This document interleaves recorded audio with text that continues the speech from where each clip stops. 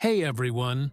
Tonight we will begin an unhurried journey through the story of the twin Voyager spacecraft, tracing every major step from their conception to the close-up encounters with Jupiter.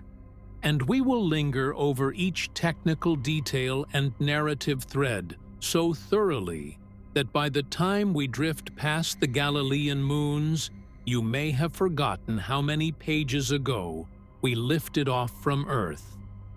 The tale actually starts more than a decade before launch, back in the early 1960s, when engineers at the Jet Propulsion Laboratory in Pasadena, California, working under the newly formed National Aeronautics and Space Administration, that is, NASA, noticed a rare planetary alignment that would occur in the late 1970s, lining up Jupiter, Saturn, Uranus, and Neptune in a sweeping cosmic arc. This alignment, which happens only once every 176 years, would allow a single spacecraft to slingshot from one giant world to the next using gravity assists, saving enormous amounts of fuel while extending the mission far into the outer solar system. In those days, the concept was nicknamed the Grand Tour, and in 1972, Congress approved a scaled-down version that eventually became Voyager. The design that emerged was a three-axis stabilized bus about the size of a small car, weighing roughly 1,600 pounds at launch, bristling with a 10-foot diameter high-gain antenna that looks like a bright white dinner plate pointed perpetually toward Earth. Beneath that iconic dish sat a golden hexagonal body packed with instruments. The Imaging Science System with its two slow-scan television cameras, the infrared interferometer spectrometer and radiometer, the ultraviolet spectrometer, the planetary radio astronomy experiment, plasma detectors, cosmic ray counters, two magnetometers mounted at the ends of slender 30-foot booms. Yes, 30 feet. So the spacecraft's own weak magnetic field would not contaminate the readings. Power came from three radioisotope thermoelectric generators, each one a metal cylinder loaded with plutonium-238 dioxide pellets that glowed with steady warmth, driving a web of thermocouples to create about 470 watts at launch, slowly declining every year. All of this hardware had to survive blasts of radiation near Jupiter, frigid darkness beyond Saturn, micrometeoroid strikes, and a communications delay that would stretch from mere minutes to more than a dozen hours one way. So the onboard computer, called the Computer Command Subsystem, had to manage autonomous fault protection routines never before flown. Remember, we are talking mid-70s electronics, running on kilobytes of memory, not gigabytes. After half a decade of fabrication and testing, Voyager 2 actually launched first, on Monday the 20th of August, 1977, at 8:43 in the morning Eastern Daylight Time, atop a Titan Centaur rocket from Cape Canaveral Launch Complex 41. The rocket plume carved a brilliant white spear across the Florida sky, and within minutes the upper stage accelerated the spacecraft to about 36,000 miles per hour relative to Earth, fast enough to escape our planet's gravity well. Just 16 days later, on Tuesday, the 5th of September 1977, at 8:56 a.m. Eastern Daylight Time, Voyager 1 followed on an almost identical vehicle. Because Voyager 1 was placed on a slightly faster and steeper trajectory, it would overtake its sister and reach Jupiter and Saturn earlier, even though its launch occurred second. Once both spacecraft had unfurled their magnetometer booms, turned their high-gain antennas toward home, and spun up or stabilized their gyros, Engineers spent the rest of the year checking out every subsystem. Imagine that scene at Mission Control. Rows of monochrome monitors, line printers rattling out hexadecimal telemetry, engineers in tan slacks and wide ties jotting down voltage readings that were then plotted by hand on graph paper. Weeks would pass between software uplinks because every new command sequence had to be compiled onto a rigid magnetic tape reel, reviewed line by line, then beamed across space at a gentle rate of 16 bits per second. Cruise phase toward Jupiter lasted more than a year, giving scientists time to calibrate instruments by scanning the solar wind and pointing the cameras at calibration stars like Delta Persei. One early milestone came on February 14, 1978, Valentine's Day, when Voyager 1's imaging science system captured a mosaic of the Earth and the Moon together, the first time both bodies had been photographed in a single frame from deep space. In those raw images, Earth appeared as a half-lit marble, mostly the southern hemisphere, while the Moon, a gray sliver, sat 250,000 miles beyond. The public saw these photos a few days later on black-and-white television and in the morning newspapers, and they fueled excitement for the mission's real attraction, the Jovian system. By early January 1979, Voyager 1 had crossed the orbit of the asteroid belt and was racing inward toward Jupiter at about 12 miles per second. The spacecraft began its official encounter phase 56 days before closest approach, automatically ramping up image cadence and starting near-continuous plasma measurements. The first time-lapse sequences already revealed the planet's swirling belts and zones, the great red spot rotating like a slow cyclone, and tiny dots that were moons gliding back and forth, casting inky shadows. Each day the images improved. Faint pastel bands sharpened into braided clouds, and ammonia ice storms showed subtle lavender hues when processed in ultraviolet. Scientists and the press alike were astonished to find that Jupiter was not a static marble, but an ever-changing meteorological engine. On March 5, 1979, at precisely 12:37 p.m. Eastern Standard Time, Voyager 1 passed within 128,000 miles of Jupiter's cloud tops, roughly half the distance between Earth and our Moon. The gravity slingshot bent the craft's path south of the ecliptic, setting up a Saturn intercept. But during the hours around closest approach, every instrument was running flat out. The spacecraft snapped 3,500 images of the planet, plus an additional 1,700 of its moons and faint ring system. Among the most striking discoveries was the detailed structure inside the Great Red Spot. Nested vortices, bright white clouds rising like thunderheads, and wind speeds exceeding 270 miles per hour. The red spot alone looked capable of swallowing two Earths side by side. Yet the biggest surprises came not from Jupiter itself, but from its 4 large satellites. Voyager 1 passed just 11,400 miles above Io on March 5th, revealing a hellish surface mottled yellow, white, orange, and red, like a sulfurous pizza.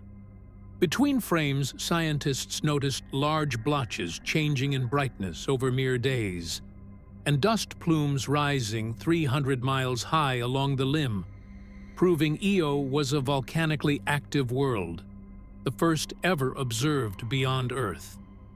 This was a shock. Conventional wisdom had said such a tiny moon should be geologically dead. Instead, tidal forces from Jupiter squeezed Io like a rubber ball, heating its interior. Moving outward, Europa appeared as a smooth, ice-white sphere crisscrossed by dark brown cracks that hinted at a subsurface ocean. Ganymede displayed grooved terrain and bright polar caps, while Callisto was heavily cratered like a frozen relic. Each of these worlds, just points of light in telescopes before Voyager, now had personality. Voyager 2 followed 4 months later, cruising by on July 9, 1979, at a slightly wider distance of 570,000 miles.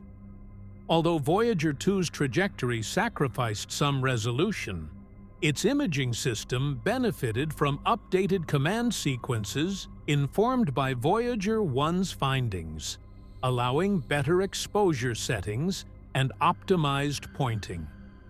One standout result was the detection of lightning-generated whistlers in Jupiter's magnetosphere, picked up by the planetary radio astronomy instrument as eerie rising tones. In parallel, the ultraviolet spectrometer mapped the planet's massive auroras, showing how charged particles funneled down magnetic field lines near the poles, just as on Earth, but scaled up to truly Jovian proportions.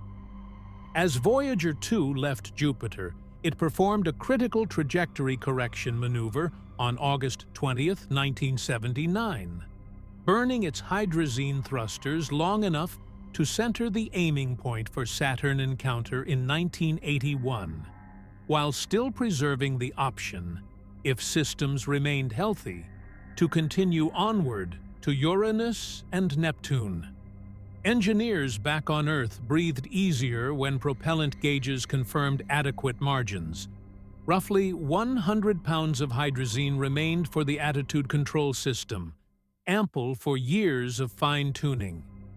Cruise between Jupiter and Saturn would last almost 2 years, and during that interlude, the mission team refined data compression methods, tweaking the algorithm called DPLC, or differential pulse code modulation, so that valuable images could be squeezed through the deep space network's 70-meter dishes, even as distance expanded. Power budget meetings became routine because the plutonium heat sources were already a couple of years into decay, shaving off fractions of a watt each month. To stretch capability, non-essential heaters were cycled off, and memory load shifted among redundant computer strings. All the while, the spacecraft continued to act as outer heliosphere sentinels, logging solar wind shocks and cataloging cosmic ray intensities that rose as the sun's magnetic bubble thinned. By the close of 1979, public attention had moved on to other news: gas shortages, the Iranian hostage crisis, the release of the film Star Trek: The Motion Picture.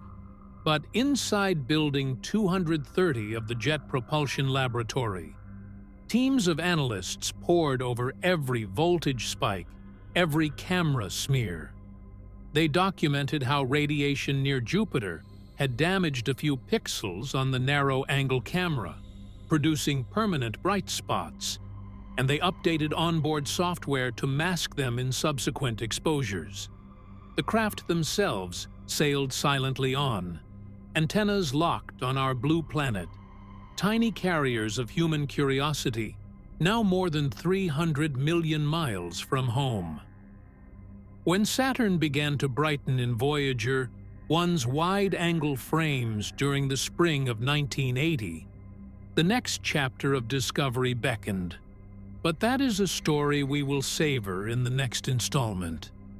By midsummer of 1980, Saturn had swelled from a pale dot into a creamy orb, whose ring system, even in the wide-angle frames, gleamed like a tilted porcelain saucer. And in the final weeks before encounter, Voyager 1's daily imaging cadence rose until the spacecraft was snapping a picture every few minutes, slowly rotating its camera platform to capture the planet, the rings, and each major moon in carefully scripted mosaics, while still running the magnetometers, plasma analyzers, and cosmic ray detectors uninterrupted. On Wednesday, the 12th of November, 1980, a few minutes before 2 o'clock in the morning Eastern Standard Time, Voyager 1 skimmed just 77,000 miles above Saturn's cloud tops, the spacecraft's flight path bending sharply northward out of the ecliptic so it could swing past the giant moon Titan only hours later. During that brief yet intense window around closest approach, the cameras revealed the A, B, and C rings in astonishing detail. Scalloped edges, radial gaps narrower than a highway, and faint ripples we now know were density waves triggered by tiny shepherd moons like Pan and Daphnis. Even more surprising were dark radial spokes that drifted across the rings like ghostly shadows. These proved to be clouds of electrically charged dust lifted above the ring plane, a phenomenon still not fully understood. The planetary radio astronomy instrument converted ring particle impacts into eerie crackles, which mission controllers played over loudspeakers, turning science into a kind of space-age music. Clouds on Saturn itself appeared more subdued than Jupiter's, but displayed delicate pastel bands, subtle storms, and a ribbon of mist that circled the planet just south of the equator. Several hours after ring closest approach, Voyager 1 passed within 2,500 miles of Titan, the only substantial moon with a thick atmosphere. The ultraviolet spectrometer measured nitrogen as the dominant gas and detected methane at a few percent, while the imaging system saw only a smooth orange haze with no surface visible. Yet that very obscurity fueled speculation about hydrocarbon lakes and prebiotic chemistry below the clouds, because mission planners had aimed Voyager 1 to obtain this single deep Titan pass. The resulting gravity assist flung the spacecraft on a trajectory that would carry it over the North Pole of the solar system and out toward the heliopause without visiting Uranus or Neptune. A trade-off accepted so that Titan's mysteries could be sampled at close range. Voyager 2, still a billion miles behind, spent the winter of 1980 fine-tuning its engines, and by the time it began encounter operations in July of 1981, engineers had uploaded new fault protection routines derived from lessons learned with Voyager 1. On Monday, the 24th of August, 1981, Voyager 2 crossed within 63,000 miles of Saturn's cloud tops, threading a path that skimmed just above the outer edge of the rings so delicately that a slight navigational error might have ended the mission in a hail of ice fragments. The reward was unparalleled imagery of the F-ring, a narrow braid only a few dozen miles wide, held in place by the gravitational push and pull of the tiny moons Prometheus and Pandora. Voyager 2's cameras also spotted geyser-like plumes at the south pole of Enceladus, hinting at internal heat beneath that moon's icy crust, and mapped freshly carved canyons on Tethys and Dione. Throughout the flyby, data poured down to the Deep Space Network's antennas in Goldstone, California, Madrid, Spain, and Tidbinbilla, Australia, their white dishes tracking the faint carrier tone that now took 90 minutes to cross interplanetary space. After leaving Saturn, Voyager 2's navigation team executed a series of propellant-saving thruster pulses on September 6, 1981, lining up a trajectory that would reach Uranus in January of 1986. The intervening 4.5 years of cruise might sound dull, but they were vital for equipment husbandry. The radioisotope thermoelectric generators, once so robust, had cooled enough that power margins grew thin. Heaters on non-essential instruments were switched off, and the data tape recorder was exercised monthly to prevent lubricant from freezing. Meanwhile, solar wind measurements became priceless to heliophysicists, because Voyager 1 and Voyager 2 now formed a widely separated pair of outposts, sampling shocks and rarefaction regions as coronal mass ejections expanded outward from the Sun. Back on Earth, public fascination rekindled in late 1985, when newspapers began running countdown graphics. Voyager nears mysterious Uranus. School children wrote questions asking whether the planet really was blue-green, and if its curious axial tilt meant seasons unlike any other world. To answer those curiosities, Voyager 2's encounter sequence, built into hundreds of command blocks, began on November 4, 1985, slowly increasing data rates, rehearsing camera scans, and warming instrument heaters only as long as absolutely necessary. The spacecraft now lay more than 1.75 billion miles from home. A radio signal required 2 hours and 45 minutes one way, so every contingency procedure had to run autonomously.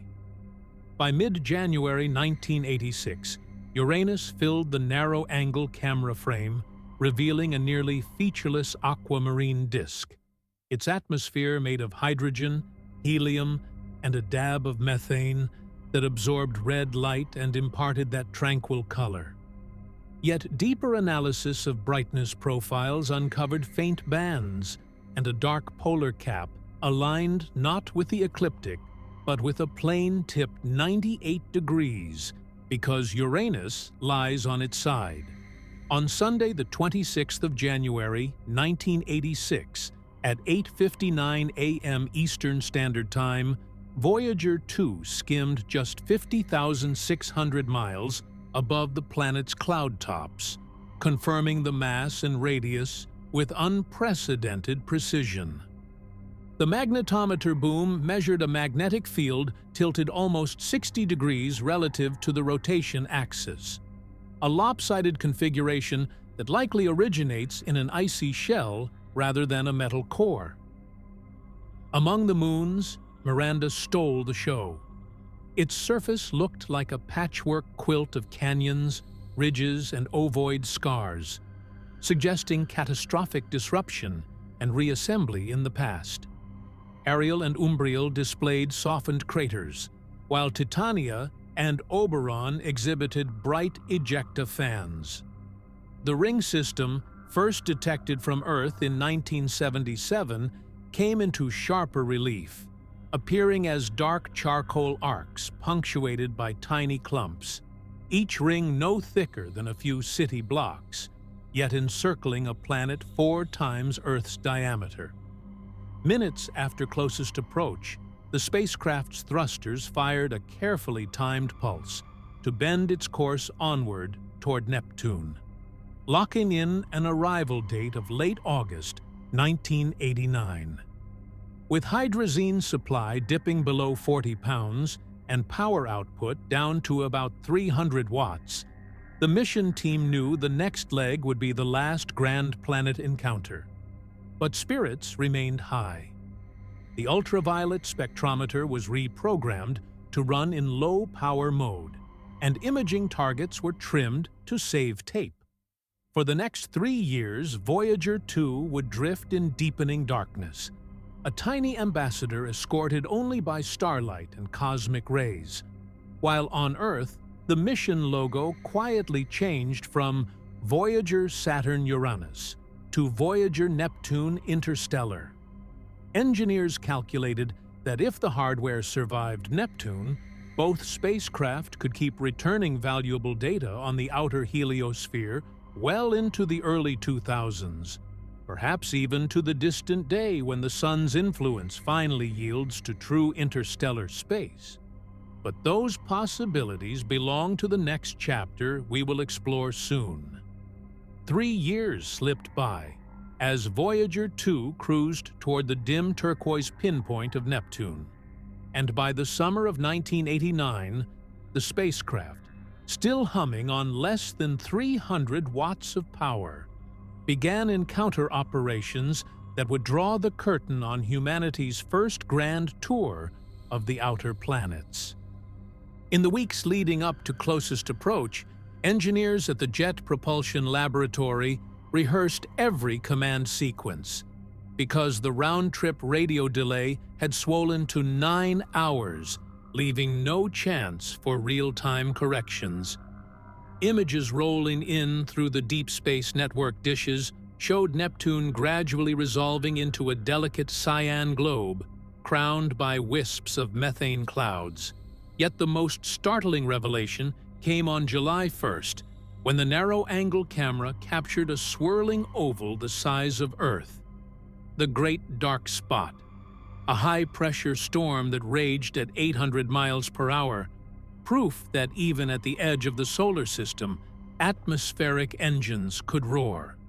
By mid-August, Voyager 2 was shooting 1,500 frames a day, profiling the planet's thin crescent terminator, mapping its faint rings, and picking out the shepherd moons Naiad, Thalassa, and Despina, each only a few dozen miles across.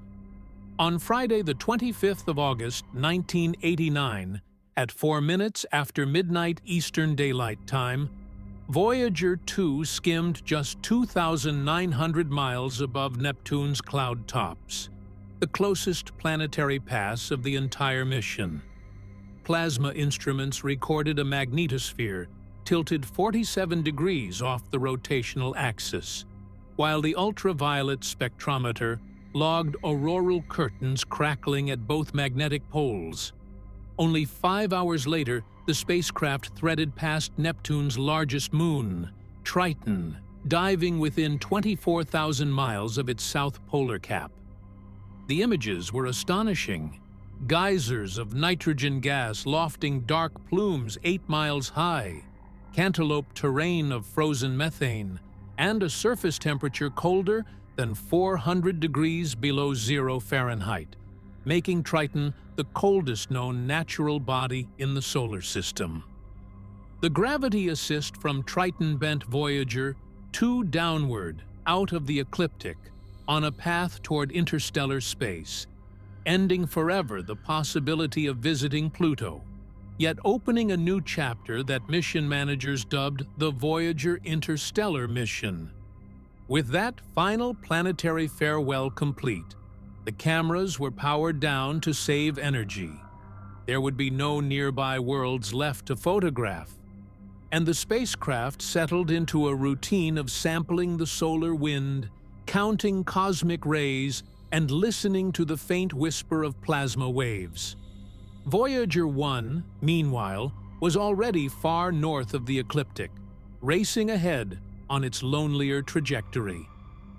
On Valentine's Day 1990, at the request of astronomer Carl Sagan, controllers commanded Voyager 1 to swivel the wide-angle camera back toward the inner solar system to take a family portrait of 6 planets. Among the mosaic's frames was a single pixel of light, suspended in a sunbeam, our own planet Earth, later immortalized as the pale blue dot. The photograph closed the camera's shutter for good, but the spacecraft's other instruments pressed on. Throughout the 1990s, both Voyagers probed a realm where the solar wind's charged particles gradually slowed, thickened, and merged into the heliosheath, a turbulent plasma sea shaped by the sun's weakening magnetic breath, colliding with the interstellar medium.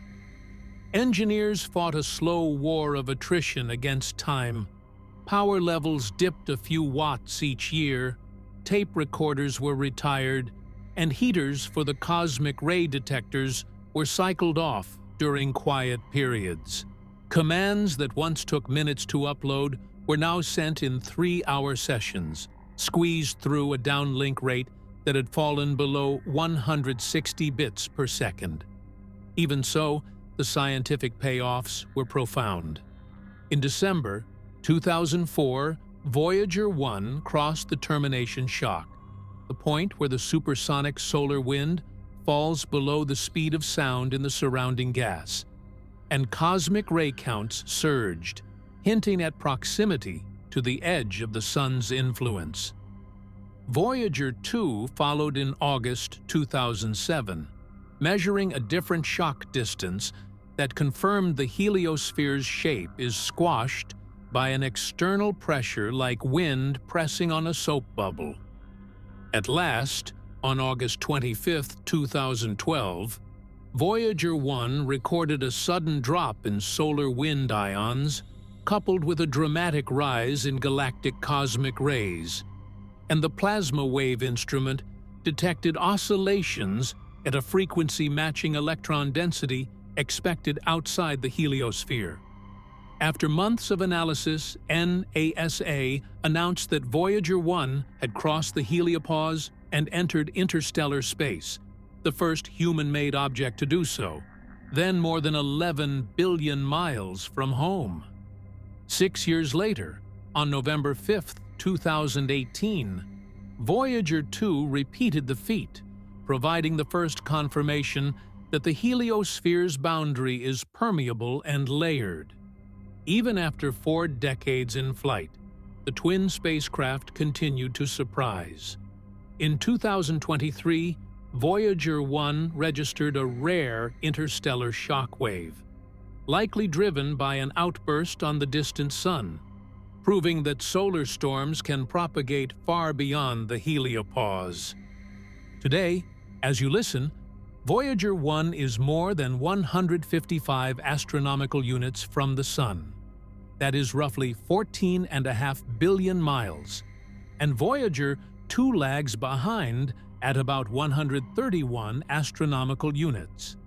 Each craft carries 5 functioning instruments: the magnetometer, the plasma wave subsystem, the low-energy charged particle detector, the cosmic ray subsystem, and the ultraviolet spectrometer on Voyager 1, or the plasma science experiment on Voyager 2, drawing about 240 watts of dwindling radioisotope power. Engineers have devised creative power-sharing schemes, shutting off telemetry heaters and non-volatile memory to keep detectors alive, and they predict science operations can continue until around 2030, when output from the plutonium heat sources will fall below the critical 190 watts needed for communications. Even after the transmitters fall silent, the Voyagers will remain intact for ages, coasting through the Milky Way at 38,000 miles per hour relative to the Sun. In about 40,000 years, Voyager 1 will drift within 1 light-year of a dim red dwarf in the Camelopardalis constellation, while Voyager 2 will pass somewhat farther from a similar star in 296,000 years. Whether any future intelligence intercepts them is unknowable, but each carries the golden record: a copper phonograph plated in gold, etched with diagrams of the solar system, instructions for playback, and 90 minutes of audio that include greetings in 55 languages, music from Bach to Blind Willie Johnson, and the sounds of surf, wind, and a heartbeat. The records also hold 116 analog images encoded as video lines, portraying life on Earth, a page from Isaac Newton's Principia, an ultrasound of a fetus, a diagram of human anatomy, and a photograph of a father and daughter eating from a supermarket. Attached to each record is a cartridge and stylus, along with a diagram etched into the aluminum cover showing the pulsar map that locates the Sun in the galaxy and the hydrogen hyperfine transition that defines the time scale. Thus, From the moment the Titan Centaur rockets thundered off Cape Canaveral in the late summer of 1977 to this quiet epoch when the Voyagers whisper across a gulf lit only by the faint glow of distant stars, these machines have stretched the limits of engineering and imagination, showing that a handful of transistors and a dish antenna can carry human curiosity to the doorstep of eternity. Their journeys remind us that exploration is not a sprint, but an endless, gentle arc. And though the Voyagers will outlive us all, silently cruising the vast dark, they continue to speak in data streams that began as sparks in the minds of dreamers. And perhaps, somewhere ages and ages hence, those sparks will find new minds ready to listen.